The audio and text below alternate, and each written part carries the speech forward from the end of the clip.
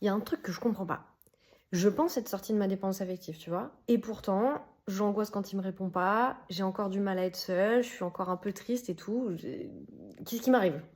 Qu'est-ce qui te fait dire que t'es sortie de ta dépendance affective du coup? Bah, je sais pas, j'ai pris conscience de plein de trucs déjà, et puis quand il me répond pas, je prends sur moi, tu vois, j'envoie plus des pavés, je me mets plus en colère. Quoi? Et comment ça tu prends sur toi? Bah oui, pour moi c'est avancé, tu vois. Avant, je pétais les plombs, je me mettais à pleurer, à crier, on se disputait beaucoup. Là, bah, le fait que je prenne sur moi, tu vois, déjà on se dispute plus, donc c'est quand même cool. Attends, donc avant t'étais obsédée par lui, tu lui envoyais des messages. Aujourd'hui t'es obsédée par lui, mais tu te retiens de lui envoyer des messages. Ouais, touché. Et t'appelles ça avancer que de t'empêcher d'exprimer tes émotions juste pour préserver la relation? Mais c'est de l'autocensure en fait, ça n'a rien à voir avec le travail sur soi. Tu sais très bien que tes émotions, elles ont un message à te faire passer. Ouais, ça je sais. Mais ce message, il peut pas passer si tu prends sur toi. Et du coup, c'est obligé que l'émotion, elle vienne retaper plus fort à un moment donné, tu vois.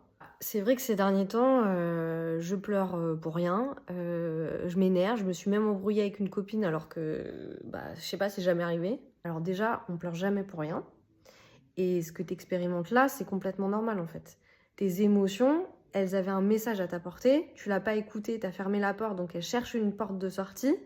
Et forcément, ça va retomber sur une autre situation, une autre personne, même parfois sur ton corps. Mon corps, tes émotions, elles passent par le corps. Donc si tu les exprimes pas, elles vont se cristalliser dans le corps. Donc au départ, elles vont se manifester par des petites gènes, tu vois, je sais pas moi, de l'insomnie, du psoriasis, des allergies, etc. Et puis si tu les écoutes toujours pas, elles vont déclarer des maladies, tu vois. C'est pas du tout ésotérique, hein, c'est la psychosomatisation, enfin... Ah mais c'est fou.